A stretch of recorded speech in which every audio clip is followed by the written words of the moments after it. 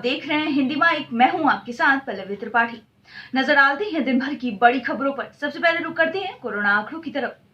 देश में पिछले 24 घंटे में कोरोना के कुल 37,875 मामले दर्ज किए गए हैं। वहीं कोविड से मरने वालों की संख्या 369 रही। रबी फसलों के लिए बढ़ाई गई एमएसपी, टेक्सटाइल सेक्टर को मिलेंगे 10,683 करोड़ रुपए।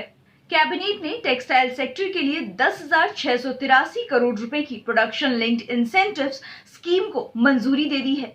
ये इंसेंटिव्स 5 साल के दौरान टेक्सटाइल सेक्टर को दिए जाएंगे। इसके अलावा कैबिनेट ने किसानों के लिए कई बड़े ऐलान किए हैं। सरकार ने रबी की फसलों के लिए एमएसपी बढ़ाने का फैसला किया है। इसका फायदा देश भर के किसानों को होगा।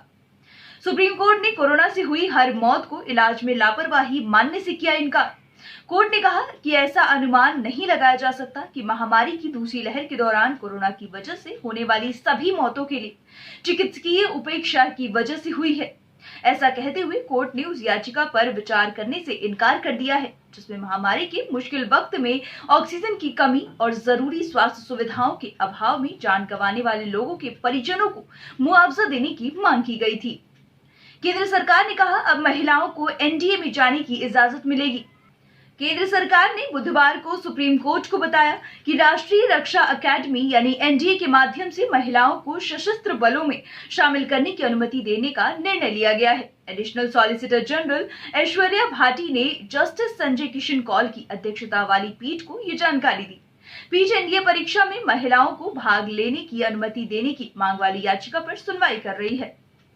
भारत और रूस के बीच एनएसए स्तरीय वार्ता आतंकवाद से मुकाबले व सुरक्षा के क्षेत्र में द्विपक्षीय सहयोग पर जोर। भारत व रूस के एनएसए के बीच बुधवार को दिल्ली में मुलाकात के बाद दोनों देशों के एनएसए के बीच प्रतिनिधिमंडल स्तर की वार्ता जारी है। इसमें भारत के एनएसए अजीत डोभाल व रूसी समकक्ष निकोले पेत्रुशेव शामिल हैं। बैठक में आतंकवाद से निपटने व सुरक्षा के क्षेत्र में द्विपक्षीय सहयोग पर जोर दिया गया। डोर टू डोर वैक्सीनेशन की मांग पर सुनवाई से सुप्रीम कोर्ट का इनकार। सुप्रीम कोर्ट ने door to door covid vaccination की मांग पर सुनवाई से इनकार कर दिया है। शीर्ष अदालत ने कहा कि देश में टीकाकरण सही तरीके से चल रहा है। 60% लोगों को कम से कम एक टीका लग चुका है। अदालत ने कहा कि अलग से आदेश की जरूरत नहीं है। वहीं कोरोना से हुई हर मौत को मेडिकल लापरवाही मानकर परिवार को मुआवजा देने की मांग भी सुप्रीम कोर्ट ने ठुकरा दी है। बाहुबली फेम राणा दग्गुबाती ईडी के सामने हुए पेश। अभिनेता राणा दग्गुबाती शहर में 2017 में मादक पदार्थ गिरोह के भंडाफोड़ के संबंध में चल रही धन शोधन जांच के तहत समन जारी किए जाने के बाद बुधवार को प्रवर्तन निदेशालय के समक्ष पेश हुए। बाहुबली फिल्म अभिनेता दग्गुबाती तेलुगु फिल्म उद्योग से जुड़े उन 10 अभिनेताओं और निर्देशकों में शामिल हैं जिन्हें ईडी द्वारा तलब किया गया है। पिछले साल 31 अगस्त से जाने माने फिल्मकार पुरी जगन्नाथ, अभिनेत्री धार्मी कौर और रकुल प्रीत सिंह, अभिनेता नंदू केंद्रीय जांच एजेंसियों के समक्ष पेश हो चुके हैं।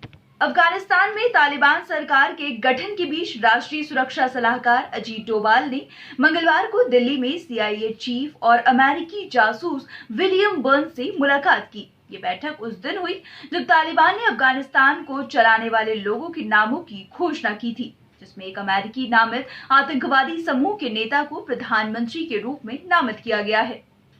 रूस के मंत्री की हादसे में मौत। मिलिट्री ड्रिल के दौरान पानी में फिसले कैमरामैन को बचाने की कोशिश कर रहे थे।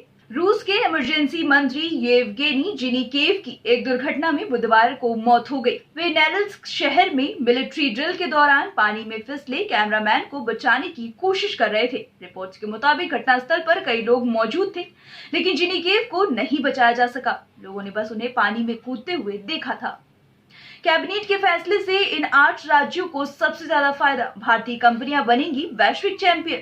कोरोना संकट में बदहाल कपड़ा सेक्टर को सरकार की तरफ से बड़ी राहत मिली है। केंद्रीय कैबिनेट ने बुधवार को टेक्सटाइल इंडस्ट्री के लिए पीएलआई स्कीम को मंजूरी दे दी है। प्रधानमंत्री नरेंद्र मोदी की अध्यक्षता में ये कैबिनेट की अहम बैठक हुई। कैबिनेट के फैसलों के मुताबिक टेक्सटाइल से जुड़े 10 अलग अलग उत्पादों के लिए अगले 5 साल तक 10,683 करोड़ रुपए से अधिक का पैकेज दिया जाएगा। फिलहाल इतना ही। खबरों का सिलसिला यूं ही जारी रहेगा। देश और दुनिया की तमाम खबरों के लिए बने रहिए हमारे साथ और देखते रहिए हिंदी माइक। अगर आप हमारी वीडियो YouTube पर देख रहे हैं तो चैनल को सब्सक्राइब करें और अगर Facebook पर देख रहे हैं तो पेज को लाइक करना ना भूलें।